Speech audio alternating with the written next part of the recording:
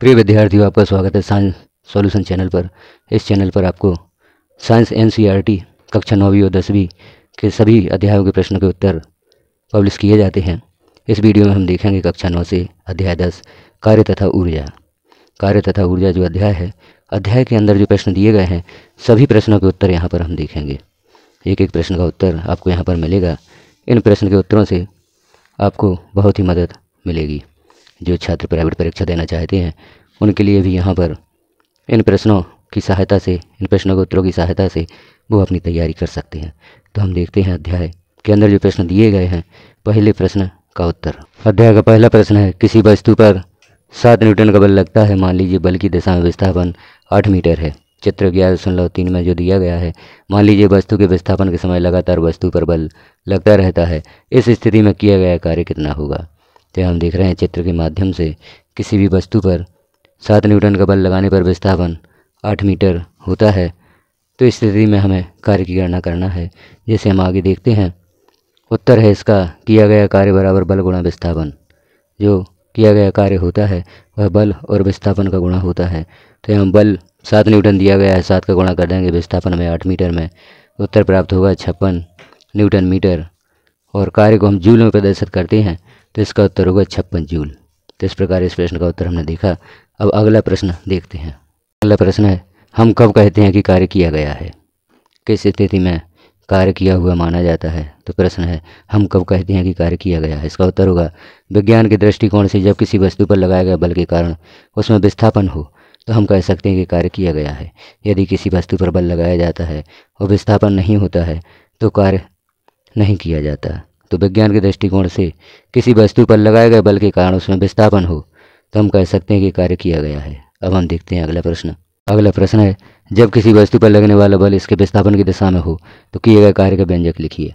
किसी वस्तु पर लगने वाला बल विस्थापन की दिशा में हो तो किए गए कार्य का व्यंजक यहाँ पर लिखना है। तो इसका उत्तर होगा, यदि किसी वस्तु पर F बल लगाए जाने पर उसमें बल की दिशा में D विस्थापन हो तो इसके लिए व्यंजक होगा किया गया कार्य बराबर बल गुणा बल की दिशा में विस्थापन।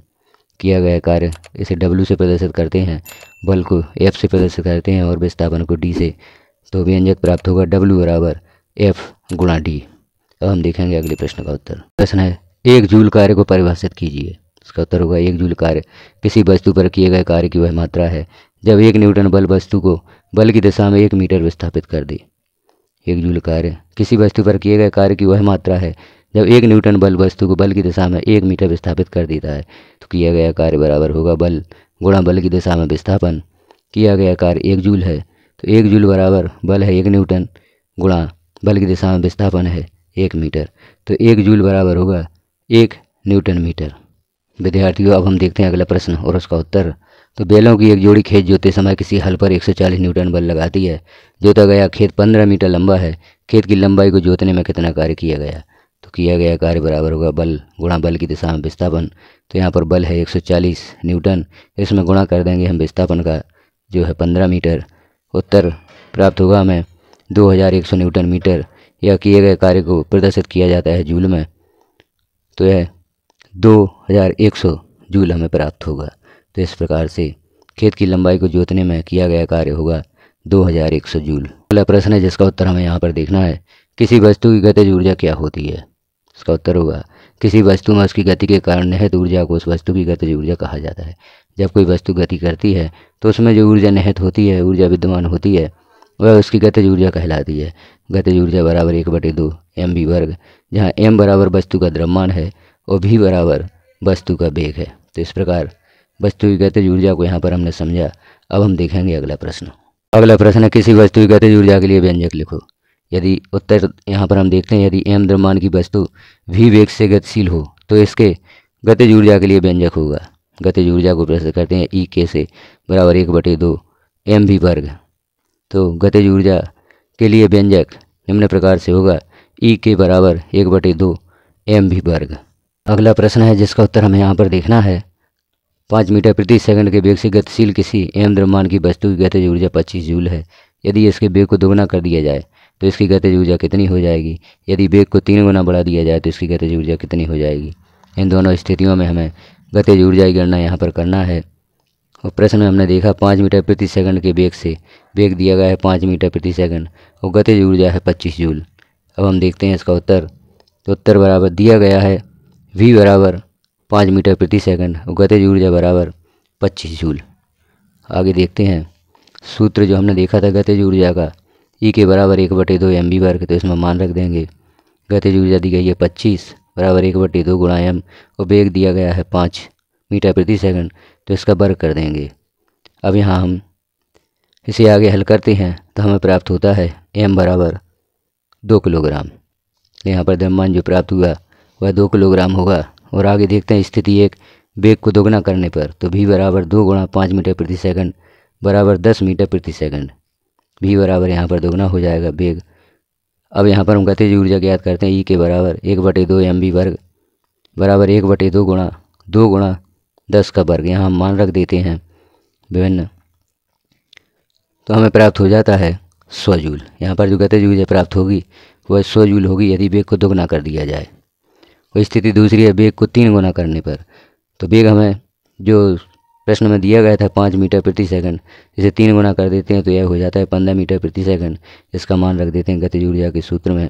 तो E के बराबर 1/2 mv वर्ग बराबर 1/2 गुणा द्रव्यमान प्राप्त हुआ था 2 kg गुणा 15 का वर्ग यहाँ पर हो जाएगा। तो यहाँ पर गतिज ऊर्जा हमें प्राप्त होगी 225 जूल। तो इस प्रकार से इस प्रश्न का हमने उत्तर देखा। अब हम देखेंगे अगला प्रश्न। अगला प्रश्न है जिसका उत्तर हमें यहाँ पर देखना है। 5 मीटर प्रति सेकंड के वेग से गतिशील किसी एम द्रव्यमान की वस्तु की गतिज ऊर्जा 25 जूल है। यदि इसके वेग को दोगुना कर दिया जाए तो इसकी गतिज ऊर्जा कितनी हो जाएगी। यदि वेग को 3 गुना बढ़ा दिया जाए तो इसकी गतिज ऊर्जा कितनी हो जाएगी। इन दोनों स्थितियों में हमें गतिज ऊर्जा की गणना यहाँ पर करना है। और प्रश्न में हमने देखा 5 मीटर प्रति सेकंड के वेग से वेग दिया गया है 5 मीटर प्रति सेकंड और गतिज ऊर्जा है 25 जूल। अब हम देखते हैं इसका उत्तर। तो उत्तर बराबर दिया गया है v बराबर 5 मीटर प्रति सेकंड और गतिज ऊर्जा बराबर 25 जूल। आगे देखते हैं सूत्र जो हमने देखा था गतिज ऊर्जा का, E के बराबर 1/2 mv वर्ग। तो इसमें मान रख देंगे। गतिज ऊर्जा दी गई है 25 बराबर 1/2 गुणा m और वेग दिया गया है 5 मीटर प्रति सेकंड, तो इसका वर्ग कर देंगे। अब यहाँ हम इसे आगे हल करते हैं तो हमें प्राप्त होता है m बराबर 2 किलोग्राम। यहाँ पर द्रव्यमान जो प्राप्त हुआ वह 2 किलोग्राम होगा। और आगे देखते हैं स्थिति 1, वेग को दोगुना करने पर। तो v बराबर 2 गुणा 5 मीटर प्रति सेकंड बराबर 10 मीटर प्रति सेकंड। v बराबर यहाँ पर दोगुना हो जाएगा वेग। अब यहाँ पर हम गतिज ऊर्जा ज्ञात करते हैं। E के बराबर 1/2 mv वर्ग बराबर 1/2 गुणा 2 गुणा 10 का वर्ग। यहाँ हम मान रख देते हैं विभिन्न, तो हमें प्राप्त हो जाता है 100 जूल। यहाँ पर जो गतिज ऊर्जा प्राप्त होगी वह 100 जूल होगी यदि वेग को दोगुना कर दिया जाए। और स्थिति दूसरी है वेग को 3 गुना करने पर। तो वेग हमें जो प्रश्न में दिया गया था 5 मीटर प्रति सेकंड, इसे 3 गुना कर देते हैं तो यह हो जाता है 15 मीटर प्रति सेकंड। इसका मान रख देते हैं गतिज ऊर्जा के सूत्र में। तो E के बराबर 1/2 mv वर्ग बराबर 1/2 गुणा द्रव्यमान प्राप्त हुआ था 2 kg गुणा 15 का वर्ग यहाँ पर हो जाएगा। तो यहाँ पर गतिज ऊर्जा हमें प्राप्त होगी 225 जूल। तो इस प्रकार से इस प्रश्न का हमने उत्तर देखा। अब हम देखेंगे अगला प्रश्न। अध्याय का अगला प्रश्न है शक्ति क्या है। इसका उत्तर होगा कार्य करने की दर या ऊर्जा रूपांतरण की दर को शक्ति कहते हैं। शक्ति का सूत्र होता है शक्ति बराबर कार्य बटे समय। कितने समय में कितना कार्य किया गया है वह शक्ति होता है। या हम इसे लिख सकते हैं P बराबर W/T। शक्ति का SI मात्रक जूल प्रति सेकंड या वाट होता है। तो यहाँ पर हमने शक्ति क्या है प्रश्न का उत्तर देखा। अब हम देखेंगे अगले प्रश्न का उत्तर। अध्याय के अंदर के प्रश्नों में अगला प्रश्न है 1 वाट शक्ति को परिभाषित कीजिए। यहाँ 1 वाट शक्ति को परिभाषित करना है तो इसका उत्तर लिखेंगे 1 वाट उस अभिकर्ता की शक्ति है जो 1 सेकंड में 1 जूल कार्य करता है। तो 1 वाट वह शक्ति होती है 1 सेकंड में 1 जूल कार्य किया जाता है। तो 1 वाट बराबर 1 जूल बटे 1 सेकंड या 1 वाट बराबर होगा 1 जूल प्रति सेकंड। इसे हम इस प्रकार से भी लिख सकते हैं। अब हम देखेंगे अगले प्रश्न का उत्तर। अगला प्रश्न है एक लैंप 1000 जूल विद्युत ऊर्जा 10 सेकंड में व्यय करता है, इसकी शक्ति कितनी है। इसका उत्तर होगा शक्ति बराबर व्यय की गई ऊर्जा बटे लिया गया समय। तो व्यय की गई ऊर्जा है 1000 जूल और लिया गया समय है 10 सेकंड। तो सूत्र हम मान रख देते हैं। व्यय की गई ऊर्जा की जगह लिखते हैं 1000 जूल और लिया गया समय की जगह लिखते हैं 10 सेकंड। इसे जब हम हल करते हैं तो यहाँ पर उत्तर प्राप्त होता है 100 जूल प्रति सेकंड या 100 वाट। तो एक लैंप 1000 जूल विद्युत ऊर्जा 10 सेकंड में व्यय करता है तो इसकी शक्ति होगी 100 वाट।